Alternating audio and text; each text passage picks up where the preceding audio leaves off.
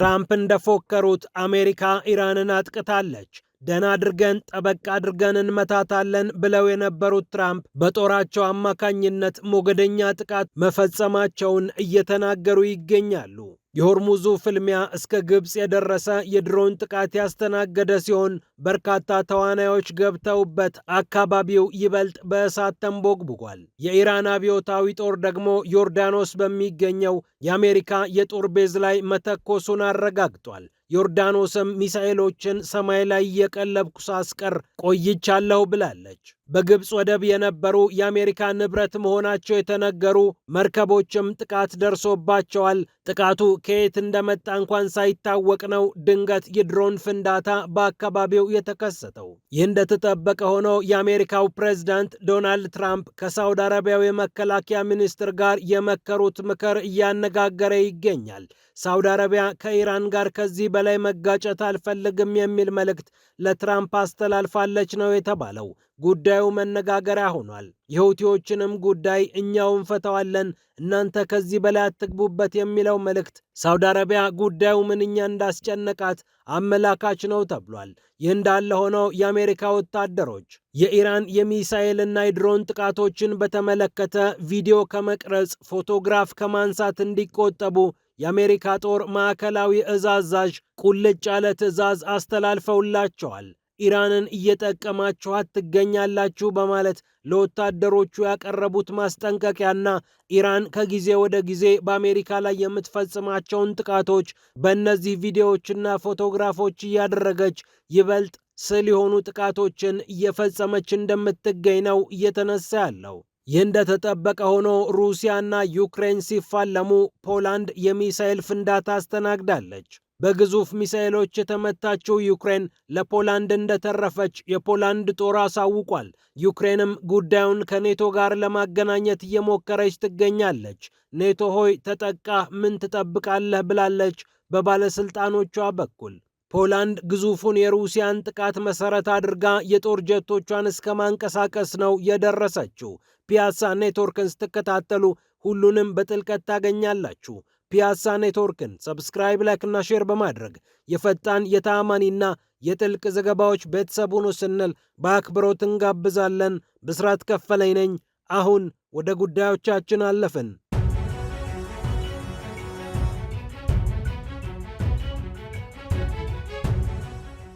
ትራምፕ የፎከሩት እውን ሆኗል። የአሜሪካ ጦር በኢራን ላይ እርምጃ ወስጃለሁ ብሏል። እጅግ ከባድና ሞገደኛ ነበር የተባለው የአሜሪካ ጥቃት ማክሰኞ ዕለት በአሜሪካ ኃይሎች ላይ ለተፈጸመው ጥቃት የበቀል ምላሽ ነው ተብሎለታል።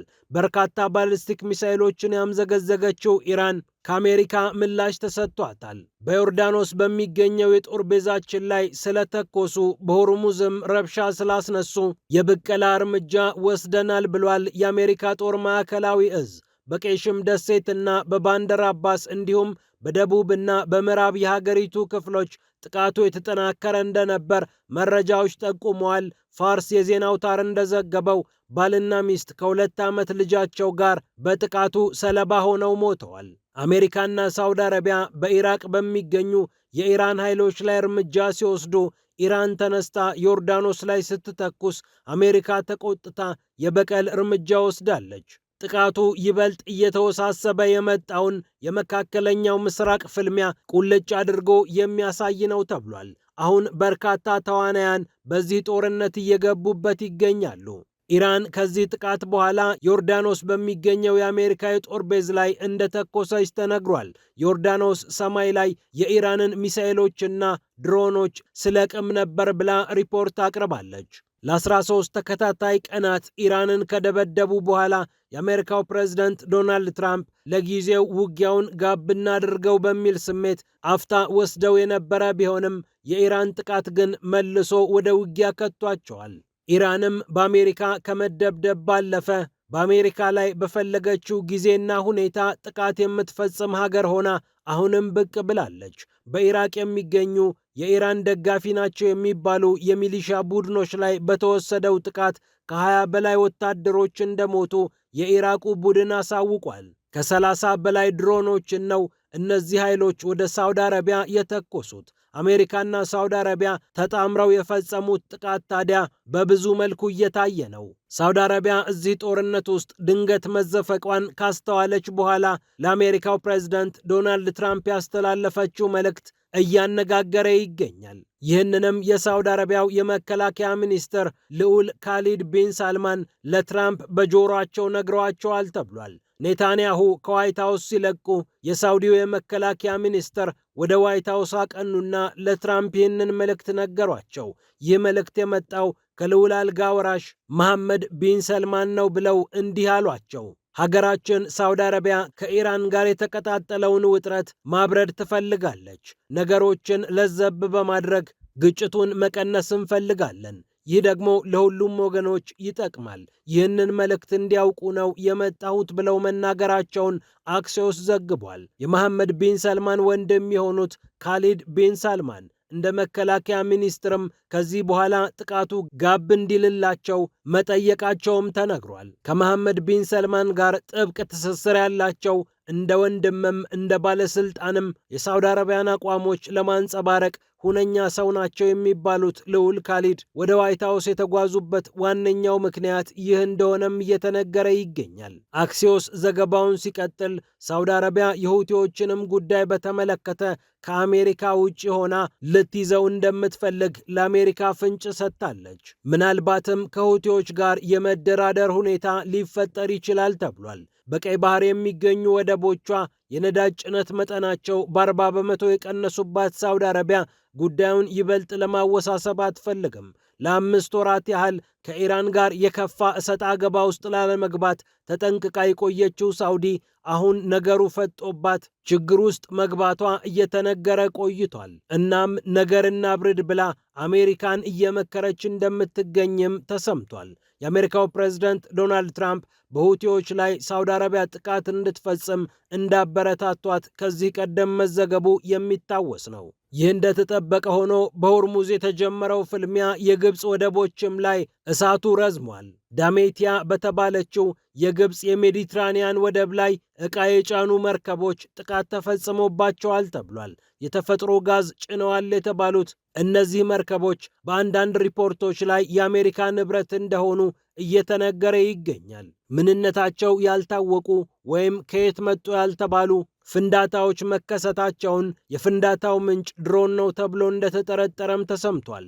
ሞትም ጉዳትም ያልተዘገበበት ይህ ጥቃት የኢራኑ ውጊያ ምንኛ አድማሱን እያሰፋ እንደሚገኝ አመላካች ሆኖ ተቆጥሯል። ይህ እንዳለ ሆነው የአሜሪካ ወታደሮች ቪዲዮ ከመቅረጽ ፎቶግራፍ ከማንሳት እንዲቆጠቡ በበላይ አዛዦቻቸው ታዘዋል። የምትቀርጿቸው ቪዲዮዎችና የምታነሷቸው ፎቶግራፎች ለኢራን የደህንነት መረጃ አሳልፎ ከመስጠት የሚተናነስ አይደለም ይላል የአሜሪካ ጦር ማዕከላዊ እዝ አዛዥ የሆኑት አድሚራል ብራድ ኩፐር የጻፉት ደብዳቤ። ሮይተርስ ይህንን ደብዳቤ ያገኘው ብሎ እንደዘገበው የአሜሪካ ጦር ሰራዊት አባላት ለኢራን በቂ መረጃ እየሰጡ ነው። ኢራኖች ማጥቃታቸውን ያውቃሉ። ነገር ግን ያጠቁት ስፍራ ላይ ኢላማው በየትኛው መጠን ወይም ርቀት ላይ እንዳረፈ እርግጠኞች አይደሉም። ከኢላማው 50 ሜትር ራቅ ብለው ጥቃቱ ይፈጸም አይፈጸም የሚያውቁት ጉዳቱ ከደረሰ በኋላ ነው። የሚልኳቸው ድሮኖችና ሚሳኤሎች ባዶ ቦታ ላይ ይረፉ፣ ሰው የተሰበሰበባቸው ቦታ ላይ ይውደቁ የሚያውቁት ነገር የለም። እኛ ቪዲዮና ፎቶግራፍ እያነሳን የምናስተላልፍ ከሆነ በማህበራዊ ሚዲያ የምንለቅ ከሆነ እንኳን እነርሱ ተንታኞች እንኳን የአሜሪካው ጥቃት ምን አይነት እንደሆነ መገመት አይከብዳቸውም። በሌላ አነጋገር ለኢራን በነፃ ትንታኔ ሰርቶ እንደ መላክ ነው ብለዋል አድሚራል ብራድ ኩፐር። በዚህም መሰረት የትኛውም ወታደር ቪዲዮዎችን ከመቅረጽና ፎቶግራፎችን ከማንሳት እንዲቆጠብ አሳስበዋል።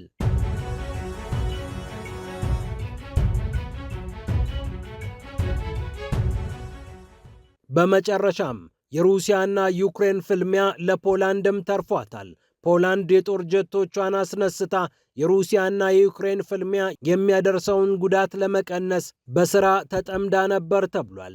ከፖላንድ ድንበር 90 ኪሎ ሜትር አልፎ ወድቋል የተባለው ክሩዝ ሚሳኤል ጉዳይም መነጋገሪያ ሆኗል። ሩሲያ በዩክሬን ላይ መጠነ ሰፊ ጥቃት ስትፈጽም ነው ይህ ክስተት ያጋጠመው ተብሏል። የአካባቢው ነዋሪዎችን የጠቀሰው ሲኤንኤን ፍንዳታው እጅግ ከባድ ነበር ብሏል። በዩክሬን ላይ መጠነ ሰፊ ጥቃት የፈጸመችው ሩሲያ ፖላንድን ለማጥቃት አስባ ባይሆንም ምናልባት አንዳንድ ሚሳኤሎች ሾልከው ገብተው ይህ ተከስቶ እንደሆነ የሚጠራጠሩም አሉ። ወይም ደግሞ የዩክሬን የአየር መከላከያ ስርዓት የሚተኩሳቸው ጸረ ሚሳኤሎች ፍንዳታውን ፈጥረውት ሊሆን እንደሚችልም መገመት ይቻላል። የፖላንዱ ጠቅላይ ሚኒስትር ዶናልድ ታስክ በኤክስ ገጻቸው ላይ ሉዓላዊነታችንን የጣሰ አደገኛ ክስተት ሲሉ ነገርየውን ገልጸውታል። የዩክሬኑ የውጭ ጉዳይ ሚኒስትር አንድሪ ሲብሃ በበኩላቸው የሩሲያ ክሩዝ ሚሳኤል ድንበራችንን አልፎ ፖላንድ ላይ ወድቋል፣ ይህ ደግሞ እጅግ በጣም አደገኛ ነው ብለው ለኔቶ መልእክታቸውን ልከዋል። የኔቶ አባል ሀገር የሆነችው ፖላንድ በተለያዩ ድሮኖች በተደጋጋሚ ስትጠቃ ተስተውሏል። አንዳንዶቹ ከዩክሬን የተወነጨፉና በስህተት ፖላንድ የሚያርፉ እንደሆኑ ሲነገርም ቆይቷል። መደበኛው የሩሲያ ጥቃት ዩክሬንን አሻግሮ ፖላንድን ካስጨነቀ በርካታ ጊዜያት ተቆጥረዋል። ፒያሳ ኔትወርክን ስትከታተሉ ስለቆያችሁ ክብረት ይስጥልን ብለናል። ፒያሳ ኔትወርክን ሰብስክራይብ፣ ላይክ እና ሼር በማድረግ የፈጣን የተአማኒና የጥልቅ ዘገባዎች ቤተሰቡን ስንል በአክብሮት እንጋብዛለን። ብስራት ከፈለ ነበርኩ። ሰላም ለዓለማችን።